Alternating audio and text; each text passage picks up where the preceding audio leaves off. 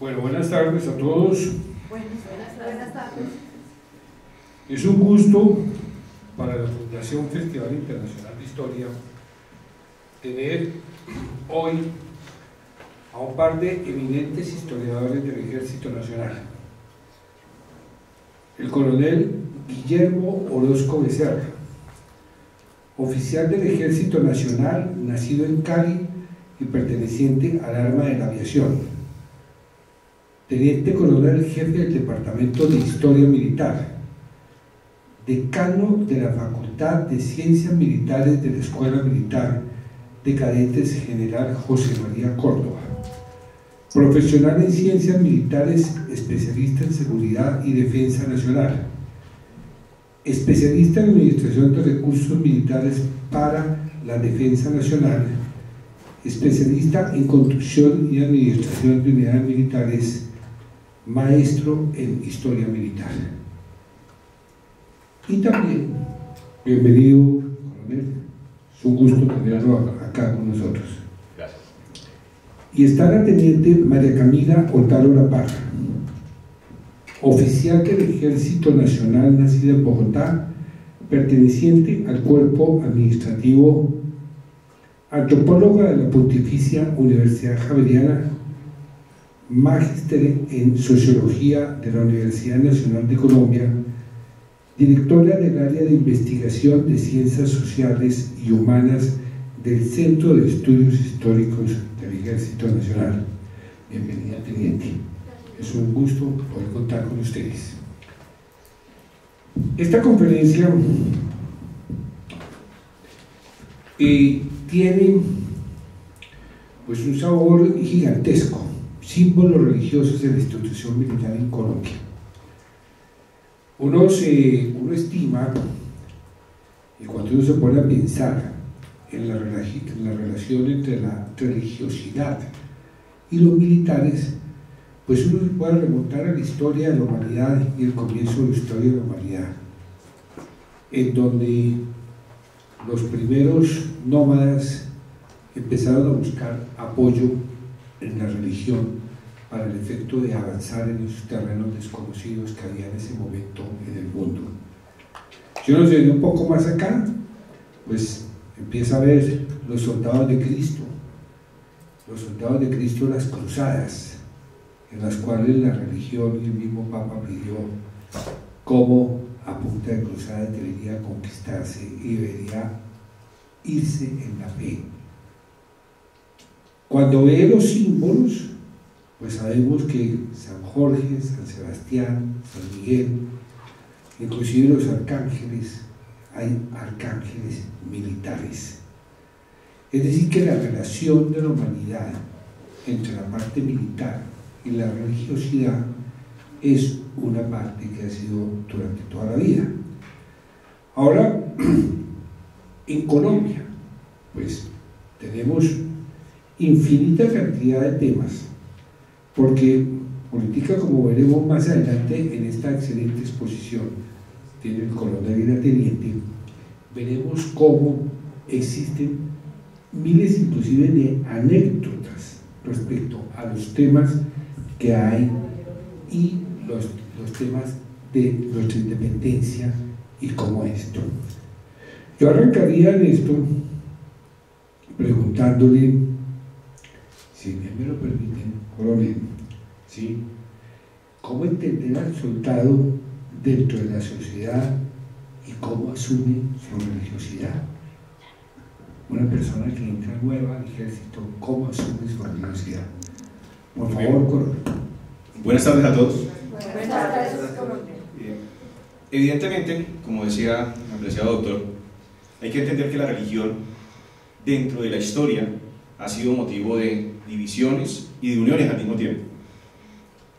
Entender cómo el Imperio Romano asume la religión para ganar más poder, entender cómo dentro de las sociedades se perfila la religión como un factor determinante y diferencial que divide esos grupos humanos, pero alineados hacia un ser divino.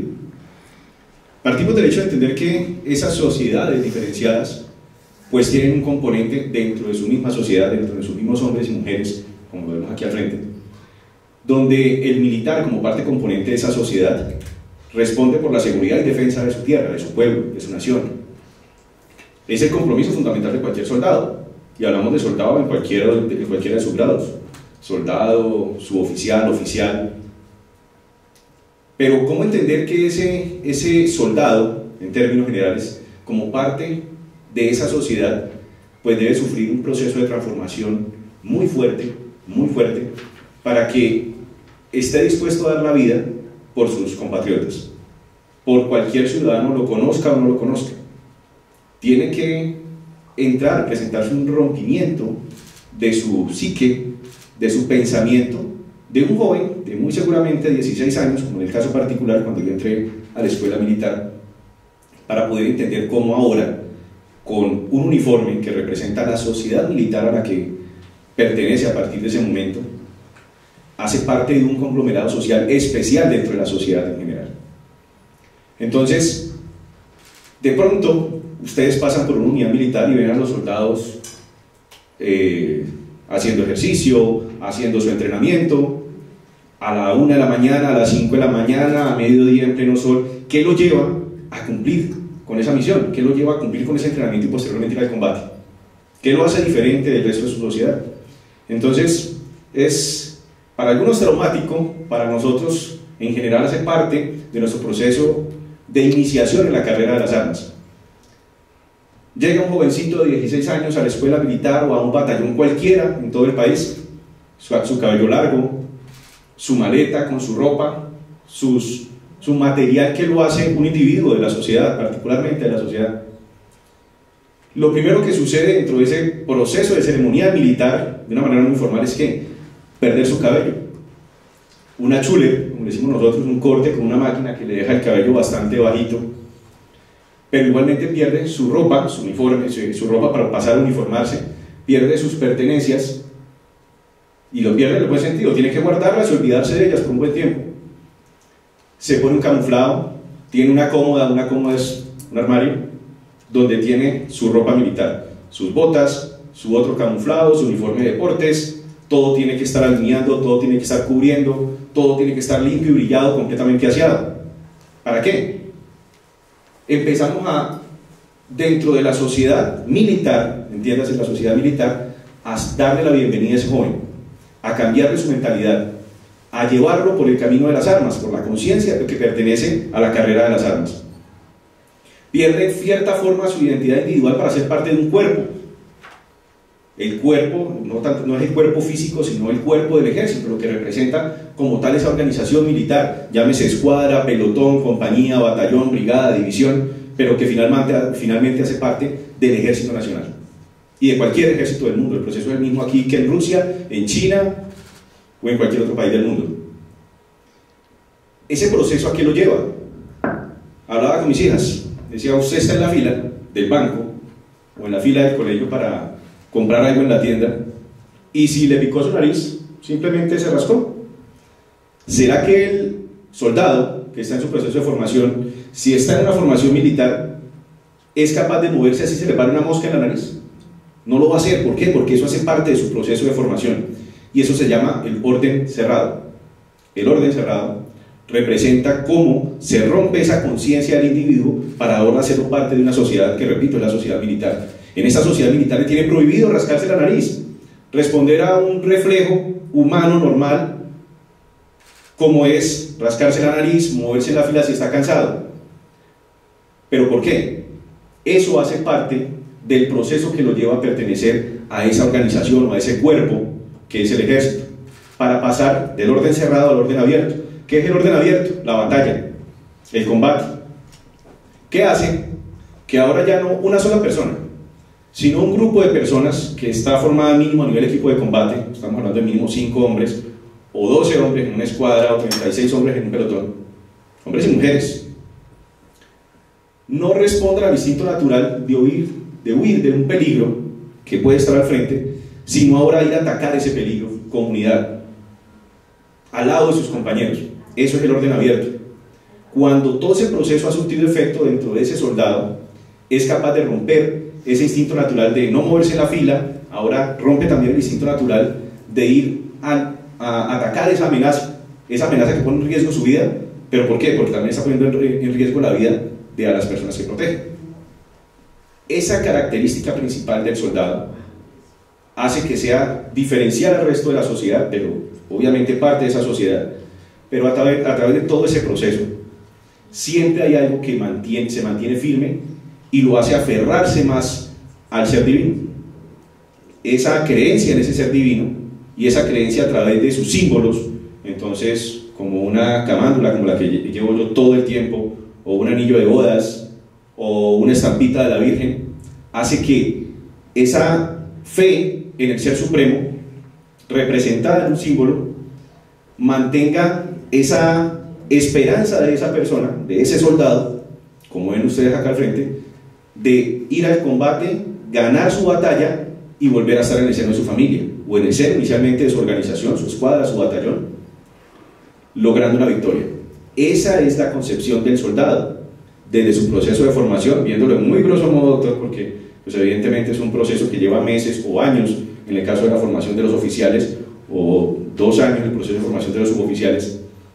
Pero esa concepción de cómo el soldado dentro de la misma sociedad debe tener una perspectiva distinta, una perspectiva fuerte para poder entrar en un combate, y esa fortaleza que se requiere está soportada en su creencia religiosa, representada a través de los símbolos. Y decíamos, pues, puede no ser solo la religión católica. De hecho, el 85% en Colombia de las Fuerzas Armadas pertenece a la religión católica, no es el 100%, pero mientras se tenga esa convicción, esa fe propia impresa en su ser, en su ADN del Ser Supremo, va a tener una fortaleza adicional para llegar al combate. Decimos en el argot popular militar: no conozco el primer ateo en el combate. Y ahora vamos a hablar un poco más de eso con las anécdotas de Bolívar y el general Barreiro. Fantástico. Entonces, a partir de esto, usted mencionaba el 85% pertenece a la religión católica. Yo he visto estadísticas parecidas, inclusive creo que son un poco distintas, si son soldados, si son oficiales, varía ligeramente, pero hay una ateo solamente ni un 1 o 2%, realmente. Entonces, aquí le haría una pregunta, si usted me permite, coronel teniente, ¿sí? ¿Cómo es el comportamiento en esta religiosidad sobre las, llamémosle las religiones nuevas, las voy a llamar, ¿sí? Los cristianos, todo esto que hay alrededor, que hoy en día están empezando? ¿Cómo? Para responder esa pregunta me gustaría que Esteban nos colaborara con la presentación y lo vemos con cifras directamente y lo analizamos entre todos, si les parece.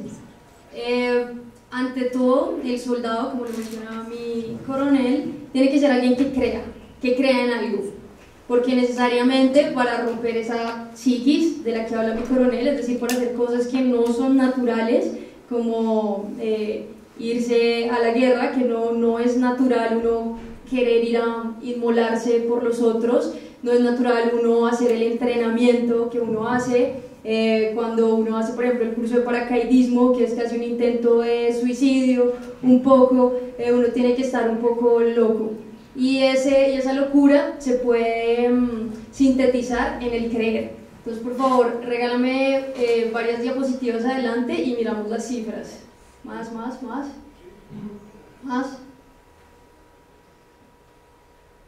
Allí.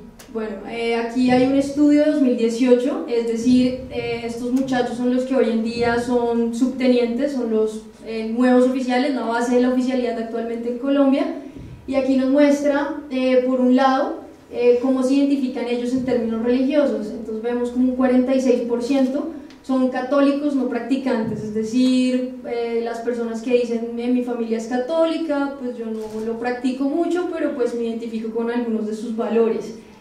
Otros dicen que son católicos practicantes, un 37%, un 11% de otras creencias religiosas, en donde pues encontramos sobre todo pues las religiones de tipo evangélico, cristianos, muy poquitos budistas, casi un 0, nada, musulmanes incluso también ya empiezan a ver, y otras religiones pues emergentes propias pues de estos nuevos momentos históricos. Un 5% es indiferente y solamente un 1% es ateo. Igual yo quisiera hacer la salvedad que no es necesario creer en una religión como tal, sino que el mismo ejército ofrece un sistema de creencias. Es decir, muchas creencias de las que vamos a ver en esta conferencia no necesariamente están ligadas al catolicismo, sino que son militares. Y creo que esto permite pues una ambigüedad interesante, del hecho de que una persona atea pueda ir a una misa de gala y sentirla porque es militar, no porque la asocia a una religión en particular. Y eso en las conclusiones lo vamos a ver con un concepto que se llama la religión civil, en donde también conceptos como la patria, la bandera, el sacrificio, la victoria, son conceptos religiosos, pero de una religión civil. Y bueno, viendo la procedencia de nuestros oficiales de base, vemos que el 49%, que es una cifra bastante alta, vienen de un ambiente bastante religioso, solo un 27% de un ambiente poco religioso, el otro 23% de un ambiente muy religioso, y solamente un 2% de un ambiente absolutamente nada religioso. Entonces creo que pues ahí con las cifras podemos darnos una idea de la caracterización de la población. Coronel, entonces, cuando estos jóvenes llegan a la vida militar y vienen con este sentido, con esta formación religiosa, crea el ejército una forma de ver la vida, como bien decían ustedes dos. Ya no es huirle al peligro, sino es solucionar el peligro, irse enfrente del peligro.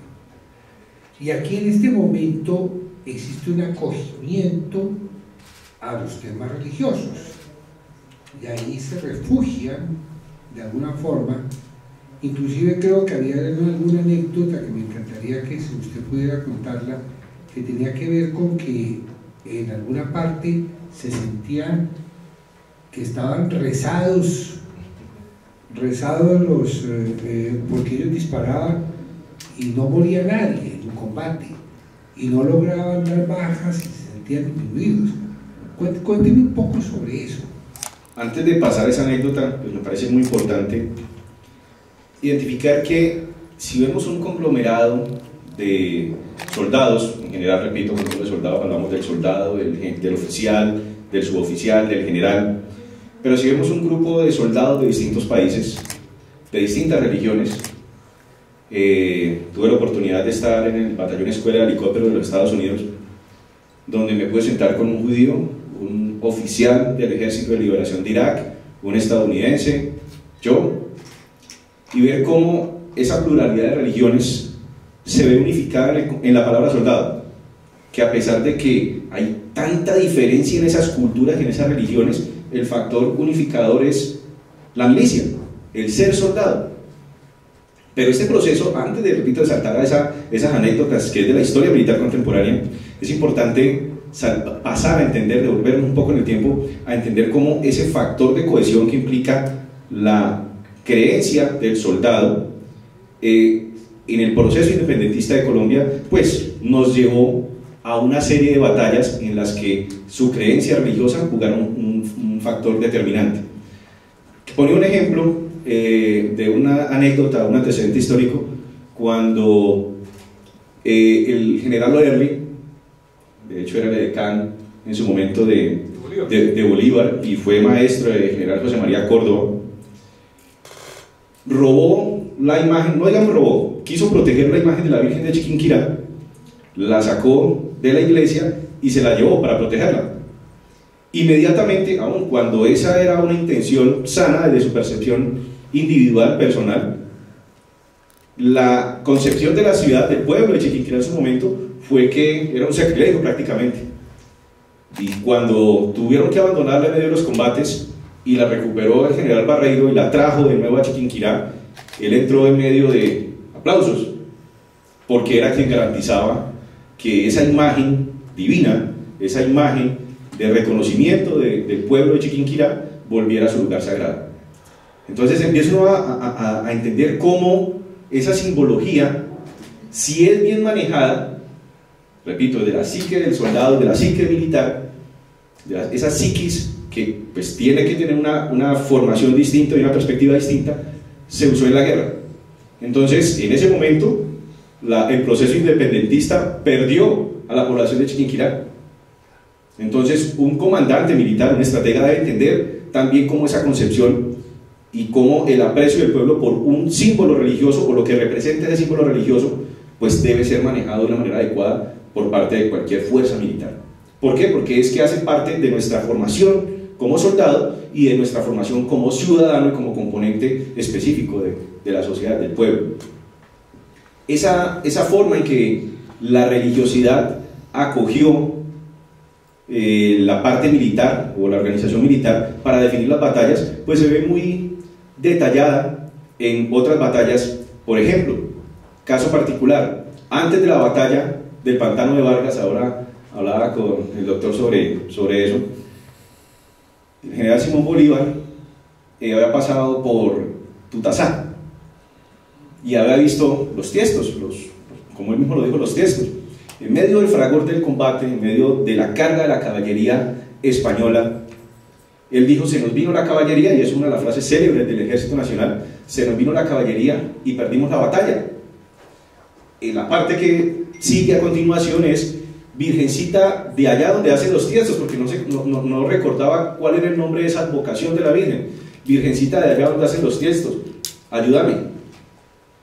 Ese contexto, de pronto esa forma de pensar, de sentir su religiosidad a un Bolívar que en teoría era un masón, y de cómo eso mismo lo llevó a dirigir sus hombres de una manera distinta, con un sentimiento distinto, hizo que, posterior a la carga de los 14 lanceros, ganáramos la batalla del Pantano de Vargas.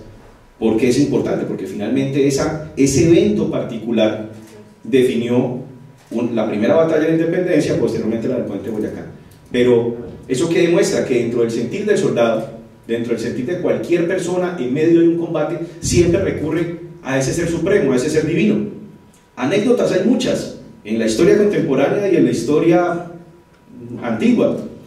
Otro aspecto importante en la batalla de Stalingrado: ¿quién puede concebir una persona más atea que Stalin? Pero hay que recordar que el pueblo ruso, antes de la revolución bolchevique, era un pueblo cristiano ortodoxo, donde sus creencias, en sus símbolos, en sus íconos, pues se basa en la pintura, no tanto en las estatuas, pero sí en las pinturas. Y como una persona tan atea, más atea de la que podamos concebir como Stalin, dio la orden de sacar un avión, poner una imagen de la Virgen, a que sobrevolara Stalingrado en desarrollo de la batalla de Stalingrado. ¿Qué le dice a una persona completamente atea que lo haga? Porque siempre en lo más profundo del sentimiento del soldado, del militar, del general en particular, está la creencia de que ese ser supremo lo va a salvar en el momento más crítico de la batalla. Por eso observarán ustedes que el uniforme militar también lleva una cantidad de símbolos, y son símbolos que representan sus entrenamientos de combate y sus batallas ganadas. Eso va de la mano con cómo la simbología religiosa ya no va por fuera, va por dentro reforzando esa capacidad del soldado de saber que va a ganar una batalla, y que cuando perdió la batalla va a sentir esa fortaleza de ese ser supremo, llámese como se llame, desígnelo como lo quiera designar, Dios, Yahvé, Alá, pero esa fe lo va a llevar a mover montañas basado en la fuerza que le da desde su inconsciente esa imagen religiosa y lo que representa y lo que va detrás de él.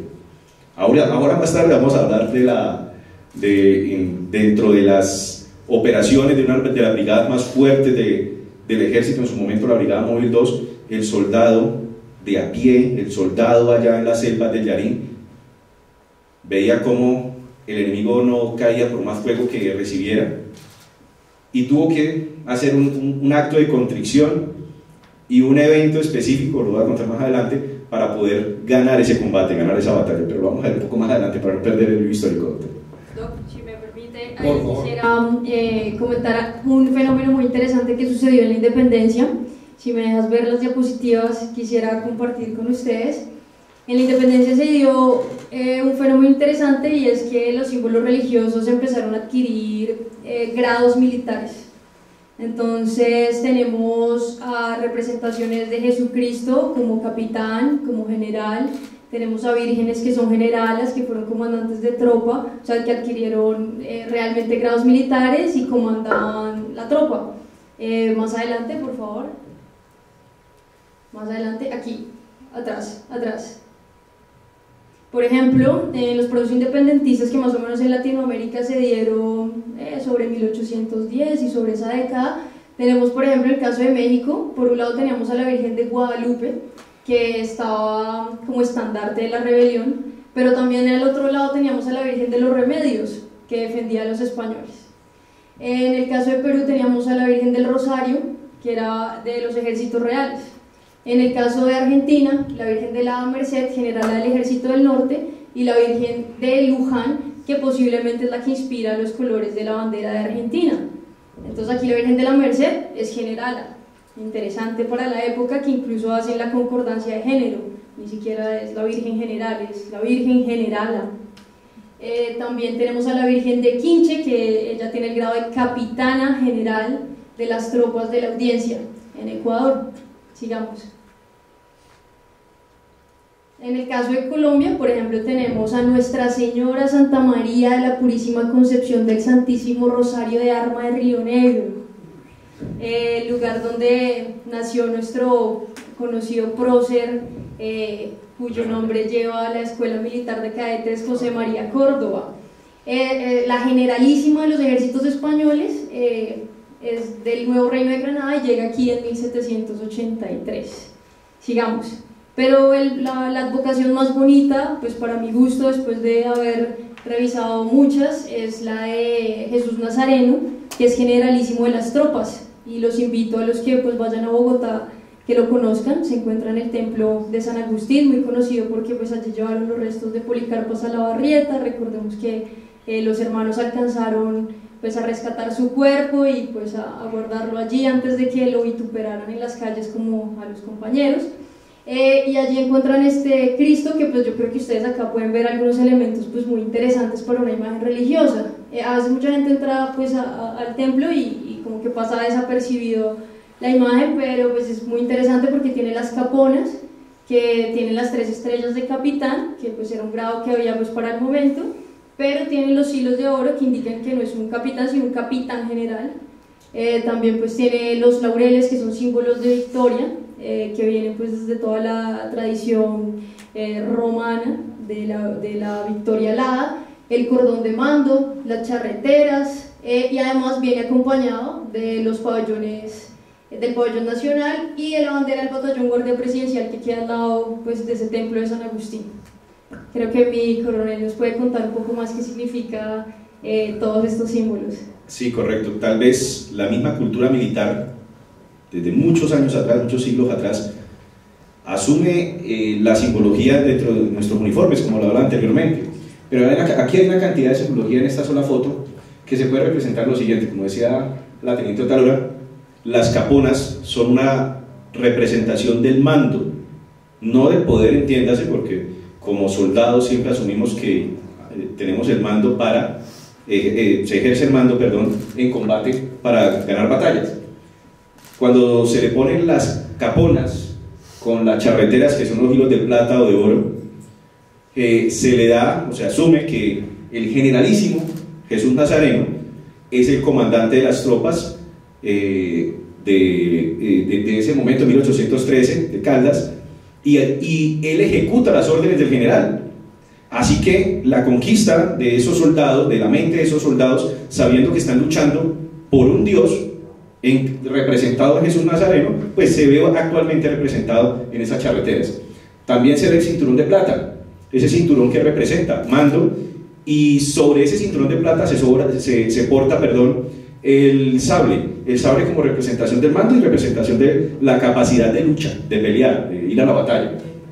También observamos la bandera de guerra. Para muchos este es simplemente el pabellón nacional, pero cuando el pabellón nacional, que sabemos es amarillo, azul y rojo, a su interior lleva el escudo de la República de Colombia y en la parte inferior lleva el nombre de la unidad, es la bandera de guerra, es la bandera que se lleva de combate, es la bandera que, saltándonos un poco en el tiempo, el soldado allá en Perú clavó en Leticia diciendo: esta es mi tierra. Tiene un patrono que agrupa esa fe en cabeza de un ángel, de un arcángel o una advocación de la Virgen. Cuando se entiende eso, se logra ir entendiendo cómo dentro de eso que de pronto desde afuera se ve como la masa del soldado, no, hay una cantidad de concepciones, de identidades que nos hacen diferentes. Yo soy del Arma de Aviación, soy oficial del Ejército del Arma de Aviación, anteriormente era del Arma de Infantería, pero aquí cada una de estas armas, entonces las armas del Ejército son como las especialidades: la infantería, que es el soldado de a pie; la caballería, que es en teoría los caballos y los tanques; la artillería, que son los morteros o buses; los ingenieros militares son divisiones dentro del ejército o especialidades dentro del ejército. Cada una de esas especialidades tiene un patrono: San Jorge de Capadocia, patrón de la caballería; San Miguel Arcángel, patrono de la aviación, comandante de los ejércitos celestiales; San Rafael, patrono de los médicos. Como ustedes sabrán, ¿quién debe tener más fe que un médico en combate o un enfermero de combate para salvar la vida de sus compañeros? Esa es una de las misiones de ese soldado que se encomienda a San Rafael. Santa Bárbara, patrona de la artillería, y San Gabriel, patrono de las comunicaciones. Entonces, como les digo, es interesante entender que esa masa homogénea que ustedes ven allá en los batallones, en las unidades, muchas veces solamente en las noticias, tenemos una cantidad de principios, valores que se representan en nuestra simbología, y nuestro amor a nuestra fe, caso particular la fe católica, que se representa como lo veíamos acá. Yo quisiera añadir a eso que, como si esto no fuera suficientemente interesante, también existe también una devoción a objetos militares. Entonces tenemos la oración a la daga, tenemos la oración al sable, tenemos la oración patria, que es una oración a la patria.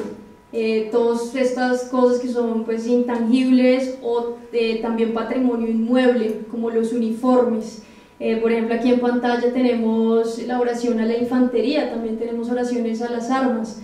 Me permito leerla: a ti, diosa legendaria del combate, reina de las armas, señora del valor y de la gloria, infantería sacrificada y heroica, presentamos el arma a tus soldados henchidos de orgullo del corazón. Sumado a eso tenemos brindis, y bueno, toda una cantidad de temas sagrados que no están vinculados necesariamente a una deidad particular, sino a significados propiamente militares. Estas dos fotos, por ejemplo, son sacadas de las oficinas de militares que por voluntad propia pues, utilizan este tipo de imágenes. La de arriba es una Virgen del Carmen que está vestida con una túnica pixelada. Esas vírgenes las suelen hacer los soldados heridos en combate en la Asociación de Damas Protectoras, y pues es como el sentido que ellos tienen en agradecer a esta advocación de la Virgen, que está ya, digamos, intervenida para ser una Virgen también militar. Hay una oración, la oración de guerra. ¿Qué tiene que ver una oración con la guerra? Muchas personas dirán, pero me voy a permitir decirla de memoria porque hace parte de nuestro patrimonio cultural militar. Oh Dios, Señor de los que dominan, guía supremo, que llevas en tus manos las riendas de la vida y de la muerte, escucha mi oración de guerra. Haz, oh Señor, que mi alma no vacile en el combate, ni mi cuerpo sienta el frío o temblor del miedo.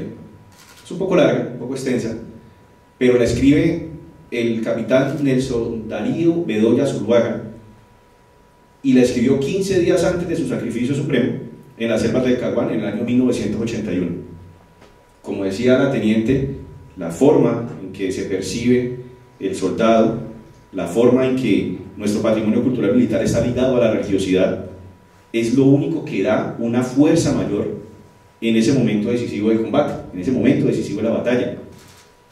Nosotros vivimos de esto, de nuestras medallas, de nuestras condecoraciones, no por lo que esté aquí, sino por lo que representan. Puedo decir, y lo digo muy humildemente, con la mayor humildad, como piloto de helicópteros Black Hawk del ejército tengo 5.000 horas de vuelo. En esas 5.000 horas de vuelo jamás dejé de despegar sin antes encomendarme a Dios. En nombre de Dios y la Virgen Santísima, que nuestro Señor Jesucristo nos cubra con su santísima sangre, y nos íbamos. Esa forma en que hace parte de nuestro ser soldado, y la forma en que asumimos nuestra religiosidad, es lo único que nos da esa fortaleza en momentos críticos. De hecho, le decía a mi esposa aquí presente, cuando iba en una operación muy compleja, no le decía dónde estaba, no le decía qué iba a hacer, simplemente le decía, amor, mándame la bendición. Y ella sabía y me mandaba la bendición. Entonces, siempre esa religiosidad va a estar ligada a la razón de ser del soldado, a la existencia misma del soldado. No como esa masa amorfa que muchas veces se ve, sino como esa característica sociológica y antropológica del soldado que hace parte, repito, de ese conglomerado que es el Ejército Nacional. Hubo batallas en la independencia en las cuales llegara los realistas con una imagen de la Virgen y los patriotas con otra imagen de la Virgen. Pues no que esté relatada en la historiografía, pero sí hay unas oposiciones que se pueden ver relatadas, digamos, diapositivas antes. Aquí, por ejemplo, aquí podemos encontrar algunas contradicciones de la independencia. Al final veíamos la diapositiva de la estadística de la caracterización de los oficiales. Entonces había un porcentaje alto que decía que eran católicos no practicantes. Para mí esa categoría es problemática en un sentido muy personal, porque no entiendo cómo no ser practicante o como la ligereza con que algunos pues pueden tomarse de la religión.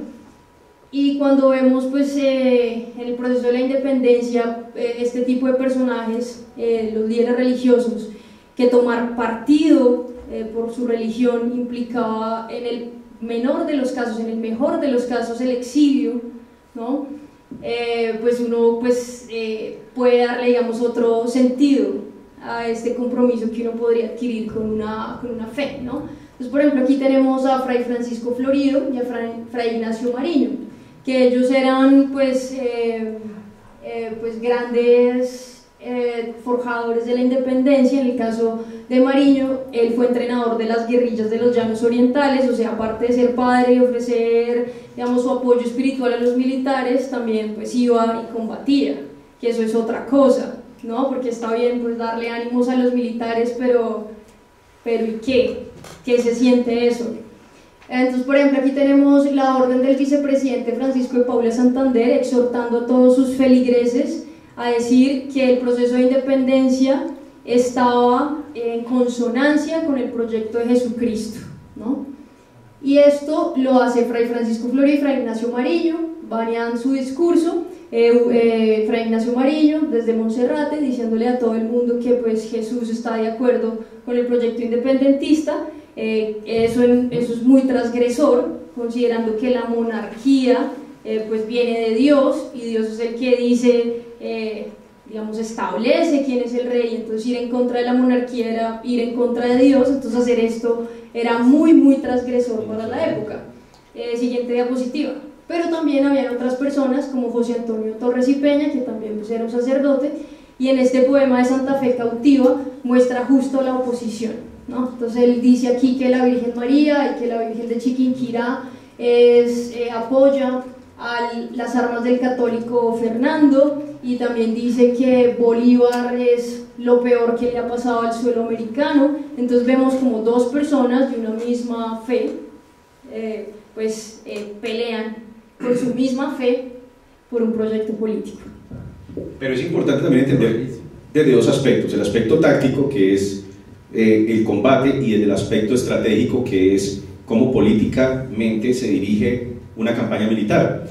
Inicialmente, desde el aspecto táctico, como decía la teniente Talora, no hay un documento escrito al respecto, pero hablamos de perfidia, actos pérfidos. Es, por ejemplo, cuando una unidad militar muestra que se va a rendir y es un engaño. Entonces hay varios eventos donde las tropas patriotas sacan a la Virgen, sacan a una señorita vestida de la Virgen, alumbrada con velas, que pasa cerca donde están las tropas realistas, Entonces ellos se asustan, le dicen, no, la Virgen me está diciendo que es por este lado, y por este lado hay una emboscada de las tropas patriotas. Es una forma táctica de usar ese símbolo religioso para afectar esa concepción del comandante militar de ese momento de dirigir la tropa. Pero a nivel estratégico, intentar ganar esa sociedad que inherentemente está alineada o está de la mano con su ideal religioso. Entonces, como decía la teniente, sabemos que en ese momento se supone que es Dios quien designa al rey. Entonces, en el primer momento de la independencia, uno de los lemas era arriba el rey, abajo el mal gobierno. ¿Por qué? Porque de legitimar al rey sería de legitimar a Dios, y desde la perspectiva, como lo decía, estratégica, de legitimar una, en términos militares, lo llamamos como un centro de gravedad. Cuando vamos a atacar un centro de gravedad, puede ser la infraestructura de una nación enemiga o el mando central de una organización subversiva, pero aquí el centro de gravedad es ¿cuál? La religiosidad que está en cabeza del rey, porque representa a Dios en la tierra. Entonces, ¿cómo ese comandante, ese general, debía conducir sus tropas, conducir sus políticas de guerra para no afectar una concepción religiosa que inherentemente, si se lo ganaba en contra, si lo ganaba a favor, iba a ganar la guerra, si lo ponía en su contra, iba a perder la guerra? Entonces, desde el nivel más bajo hasta el nivel más alto está la concepción de la religiosidad como un centro de gravedad de cualquier sociedad. Eso es un punto bastante importante. Hay un tema que tiene que ver con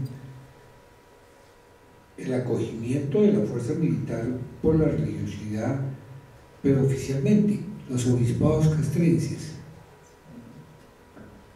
Como inclusive tengo entendido que Monseñor Bernardo Herrera fue fundador de la escuela militar. ¿Cómo es esa relación tan profunda entre el catolicismo y el ejército en ese momento? Bueno, es bastante importante. La escuela militar se funda en 1907. Rafael Reyes es presidente de la República, general Rafael Reyes, de corte completamente conservador.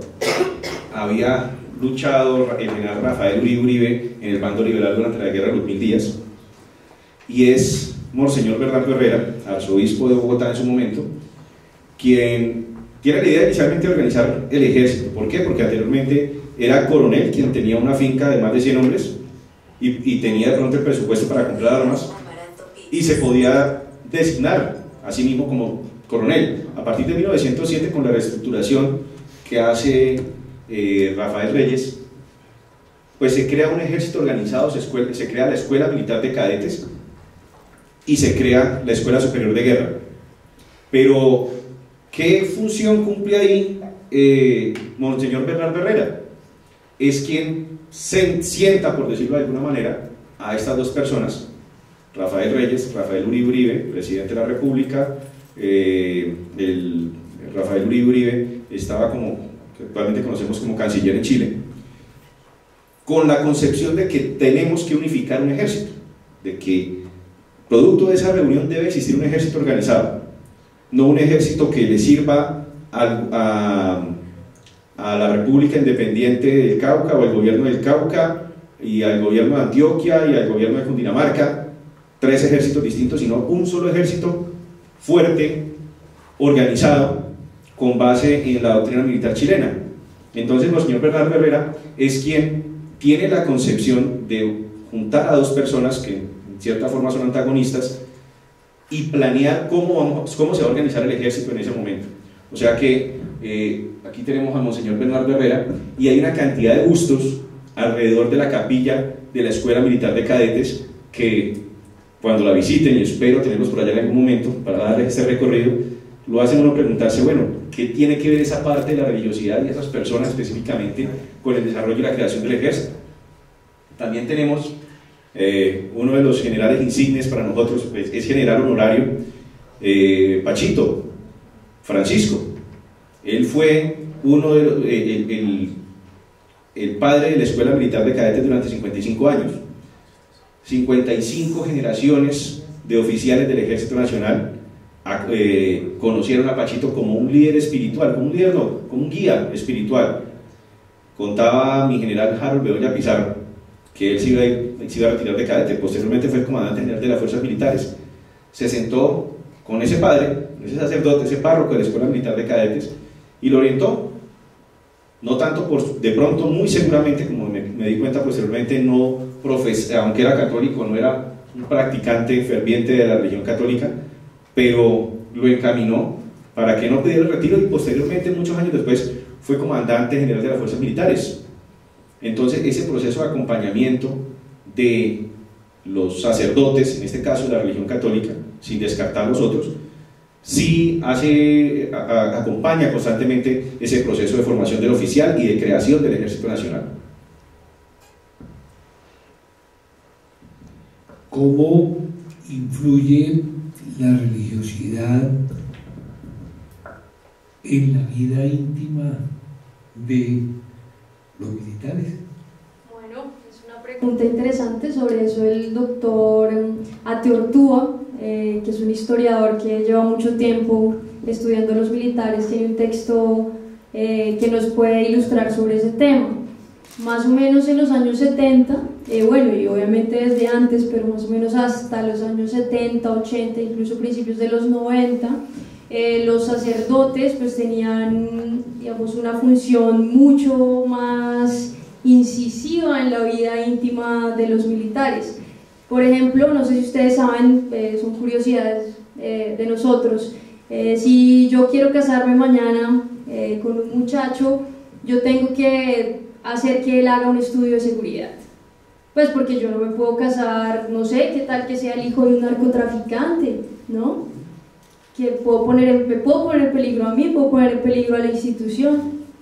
Antes ese estudio de seguridad no solamente pasaba como por un filtro de inteligencia que pues tiene un sentido práctico de seguridad, sino que también pasaba por el sacerdote, que evaluaba a la mujer, porque pues recordemos que en ese entonces las mujeres todavía no habían entrado al ejército, ¿no? Las mujeres empiezan a entrar desde el 76 y es solamente el cuerpo administrativo y una minoría. Hoy somos el 3%, entonces en ese entonces háganse una idea. Entonces las mujeres eran pasadas por el filtro del sacerdote, quien decía si esa mujer tenía los valores cristianos necesarios para ser esposa de un oficial. Si el sacerdote llegaba a decir que no, pues evidentemente el oficial debía buscar otros horizontes amorosos, porque le iba a ser muy difícil su vida dentro del ejército. También incluso para darle una casa fiscal. No sé si saben, a veces en las unidades es muy difícil pues vivir. Ahora vivir con la familia y con los niños pues aún peor. Entonces hay unas casas fiscales, entonces uno termina viviendo como en una heterotopía, diría Foucault, pero para que lo entendamos como una utopía solamente militar, en donde hay familias y hay todo un entorno solamente militar. Entonces el sacerdote tenía la potestad de decir, mi capitán no va a misa, mi capitán no se ha confesado este mes, mi capitán no debería tener esa casa fiscal, ¿no? Entonces a ese punto pues llegaba la influencia digamos de los sacerdotes. En este momento eso ya no es así, y el obispado castrense es muy respetuoso de las creencias y solamente está allí pues para ofrecer soporte si se requiere. Otra curiosidad, por ejemplo, en el caso de que nosotros nos sintamos mal, digamos anímicamente, hay unas líneas de atención, de urgencia. Entonces uno puede ir a sanidad, puede ir al psicólogo o puede ir al obispado castrense, con la que usted se sienta más cómodo. Entonces eso también es una apertura pues interesante que tiene la institución, considero yo. Ese patrimonio cultural militar, como decíamos, que implica que casi que una sociedad, una isla, una utopía, como decía Talora, dentro de las guarniciones militares, pues también se ven muchos ritos. La simbología militar, pues no solamente el símbolo, la insignia, sino los ritos, y dentro de esos procesos el matrimonio es una ceremonia clave, una ceremonia que, adicional de toda la simbología que tiene que ver con el uniforme, hay sí, aspectos importantes como cuando termina la misa católica, en este caso obviamente Anteriormente se restringían las misas católicas, posteriormente, pues al establecernos como una institución laica, pues se abre a todas las religiones, pero es tradicional que se haga una corte, entonces sale de la iglesia, lo normal de arrojar el arroz, al término de la ceremonia, pero la pareja va desfilando, la esposa tomada de la mano del esposo, y cuando llegan al final, bueno, se hace una bóveda de acero, ese procedimiento correcto es netamente militar, integrado a la ceremonia religiosa, y al terminar, al pasar por la bóveda de acero, el último, que es el más antiguo en ese momento, le pega un sablazo en la cola a la esposa. Las esposas pues ya saben ese proceso y es algo muy bonito. Voy a cortar, y si me permite, doctor, para que veamos el video de la misa de gala de la escuela militar. Aquí hay una cantidad de simbología de la que quiero empezar a hablar, que se representa en algo muy bonito, y podemos decir que es la única ceremonia militar religiosa que se realiza en América. De hecho, tuvimos una visita de los españoles, del ejército español, perdón, y nos decía, qué misa tan hermosa, es que esto es algo que, siendo España un país tan católico, no lo hace, pues obviamente por también estar el ejército español abierto a una formación laica, pero esto llama mucho la atención por la simbología, por lo que representa. Quiero que lo vean, vamos a hacer algunas acotaciones específicas del desarrollo del video para que entendamos, sigamos entendiendo profundamente cuál es esa percepción del soldado en desarrollo de ese video. ¿Lo tienes ahí?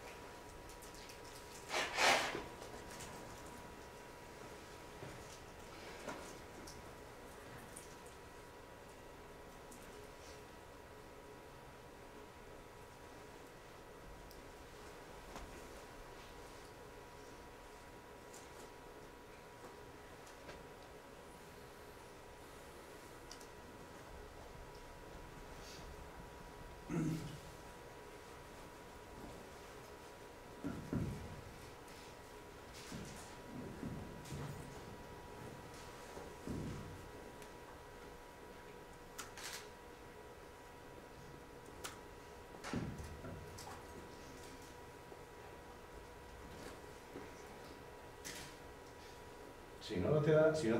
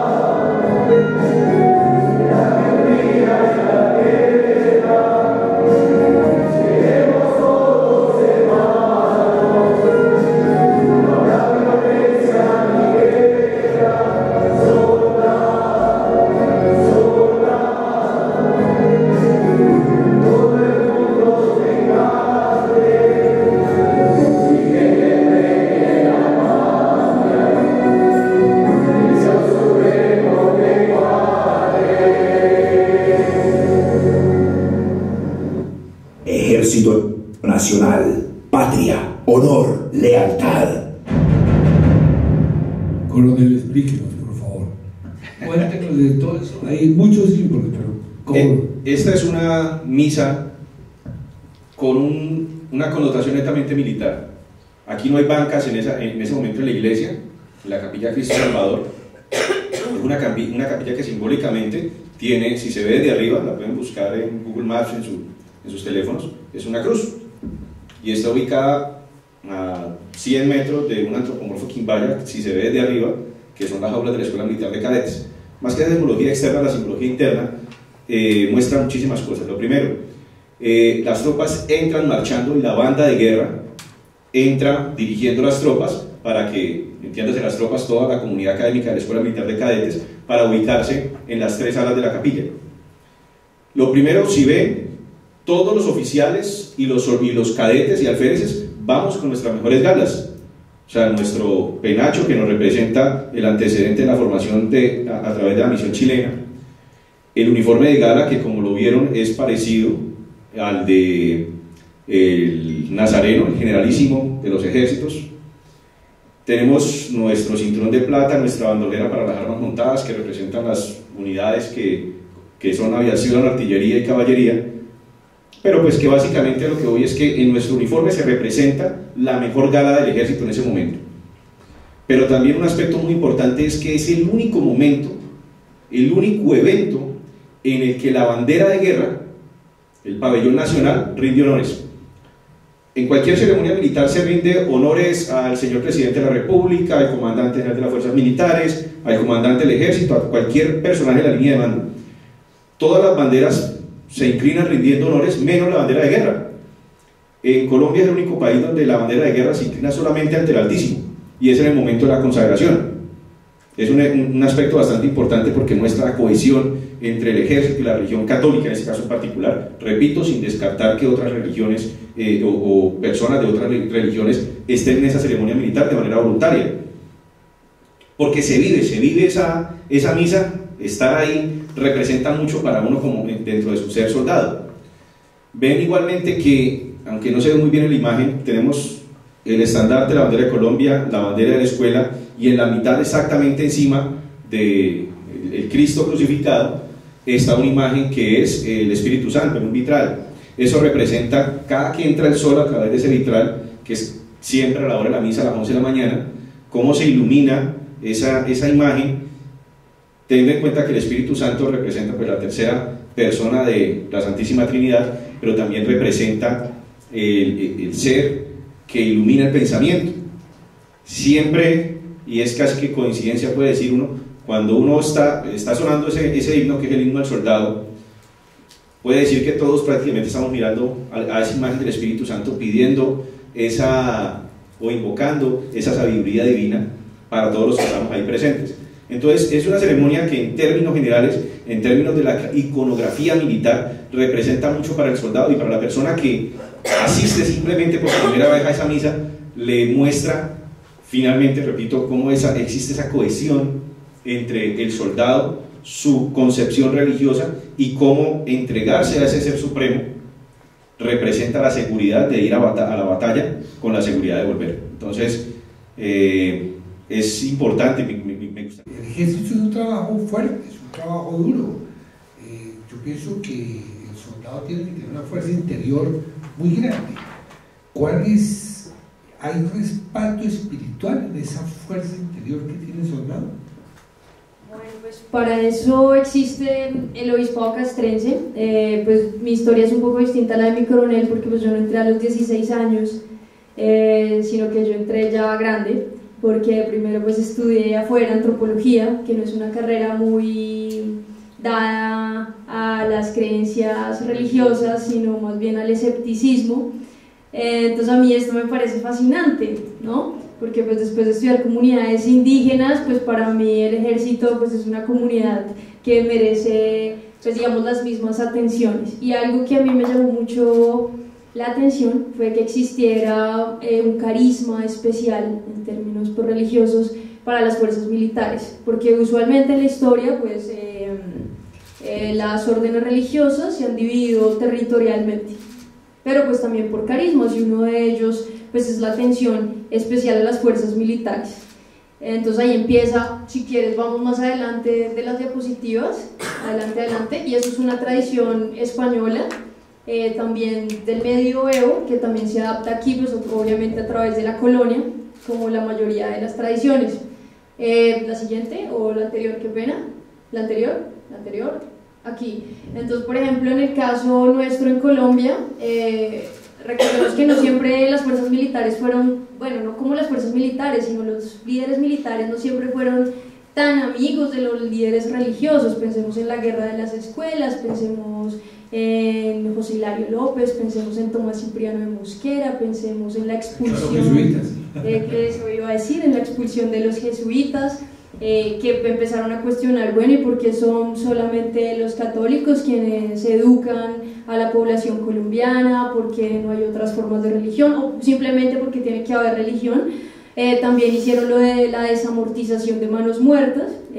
Recordemos pues que antes todas las propiedades que se quedaban un poco así sin herederos pues pasaban directamente a la iglesia, entonces la iglesia pues también empezaba a tener un poder muy fuerte.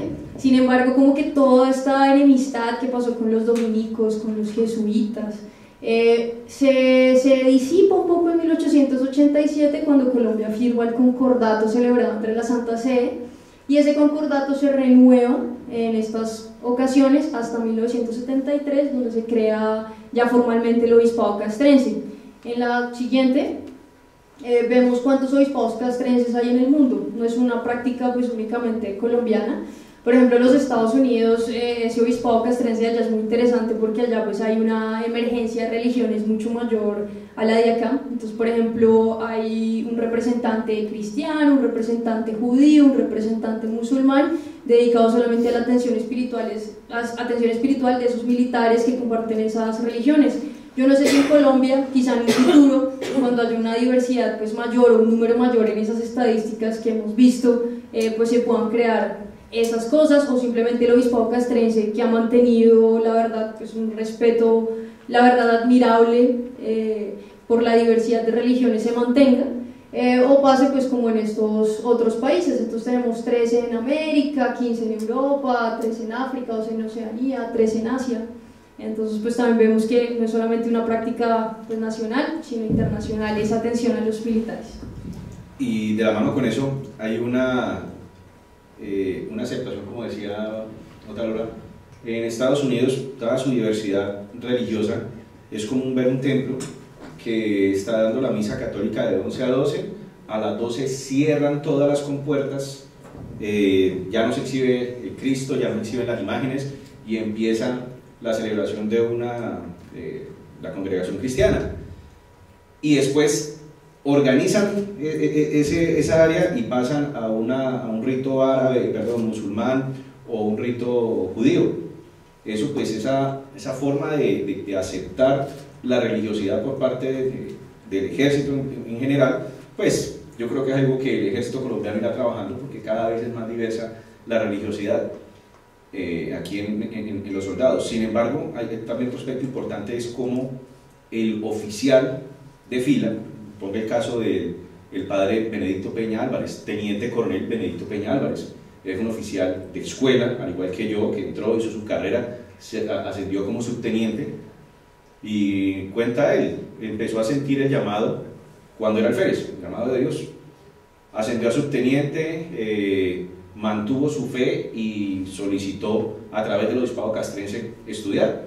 Hoy día es sacerdote, es el capellán general del Ejército Nacional, y él tiene el curso de paracaidista, tiene el curso avanzado de combate, o sea, es un oficial de fila completamente, pero es un sacerdote. Entonces era normal encontrar, por ejemplo, en la Macarena, en el Meta, un padre en uniforme camuflado, que dada la situación crítica, y es algo difícil de entender para cualquier persona, tuviera incluso que tener armamento a la mano.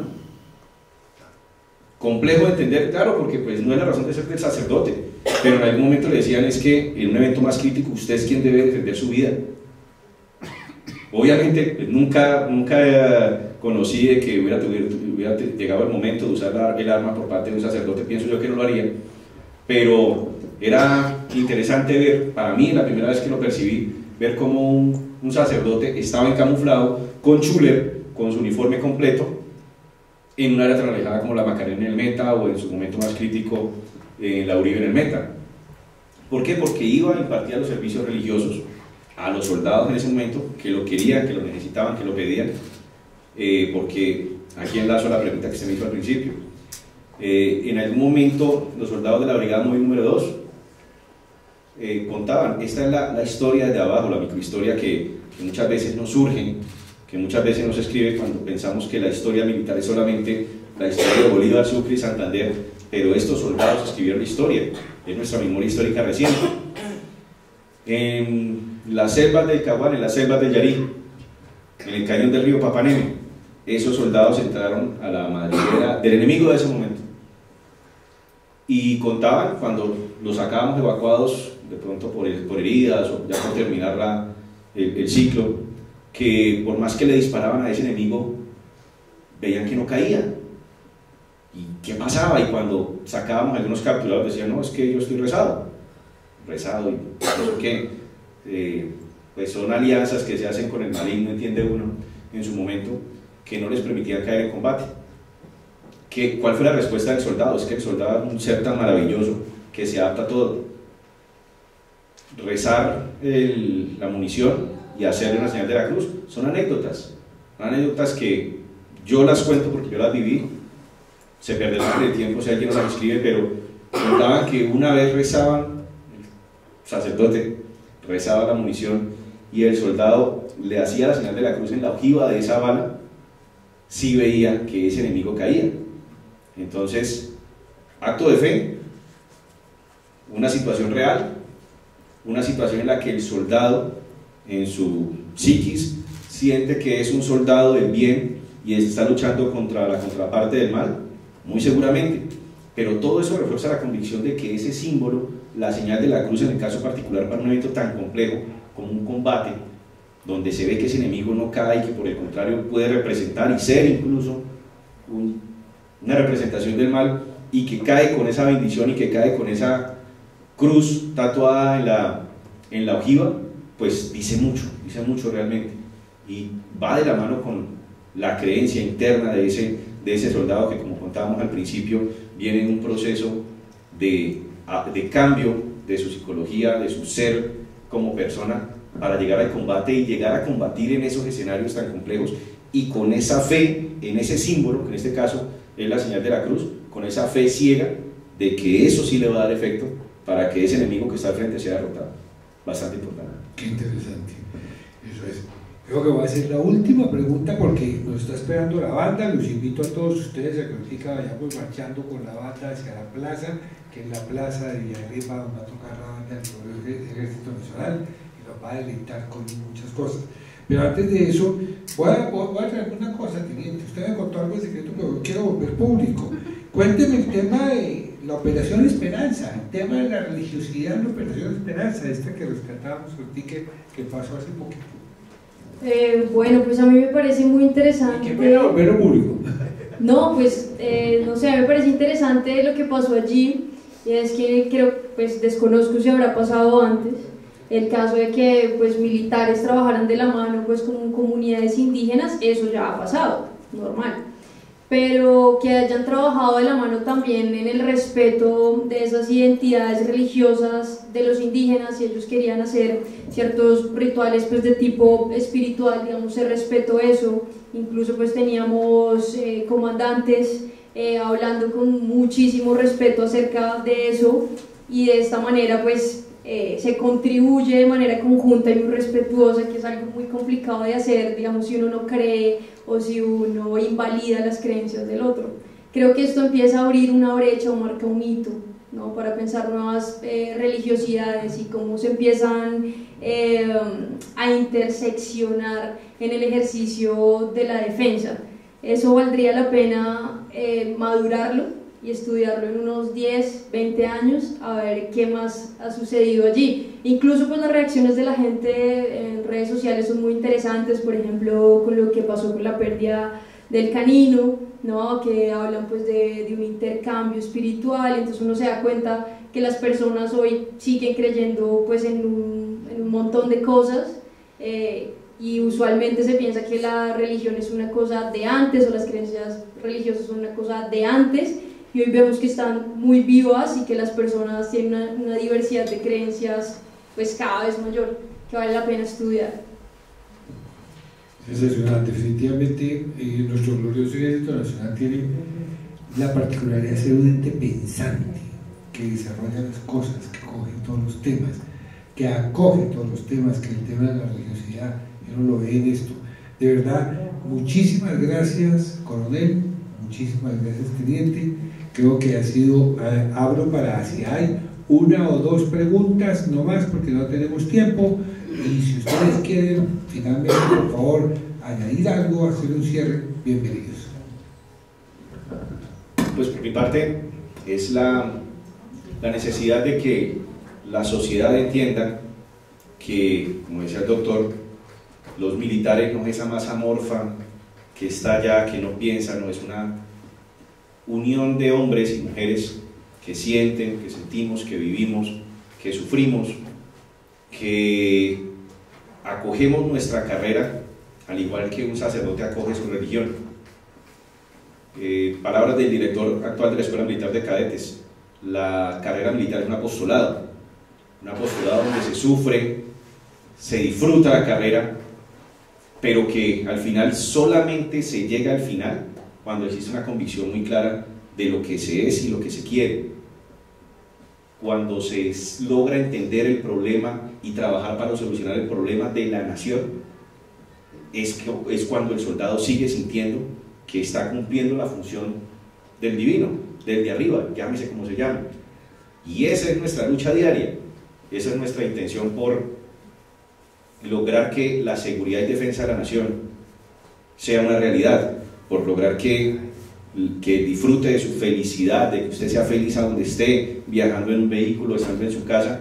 Esa es nuestra razón de ser y esa es tal vez nuestra misión divina, y lo asumimos así como la misión divina que el de arriba nos ha dejado. Entonces es importante que no se vea el soldado simplemente como esa persona ya, sino como un ser parte de esta sociedad que tiene su idea, su corazón y su espiritualidad. Bueno, pues para terminar, darles las gracias por querer conocer más de la cultura militar. Sé que muchas veces piensan que somos muy herméticos, pero cada vez nos abrimos más para que puedan conocernos. Somos suyos, es su institución, es su historia también. Y como es su historia, quiero también invitarlos este 19 y 20 de septiembre, el 19 en la Universidad de los Andes y el 20 en la Universidad de La Salle, completamente gratis.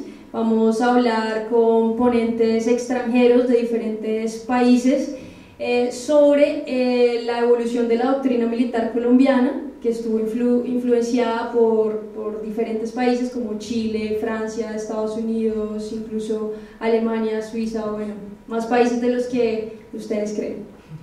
Muchísimas gracias, no merecen sino un gran aplauso.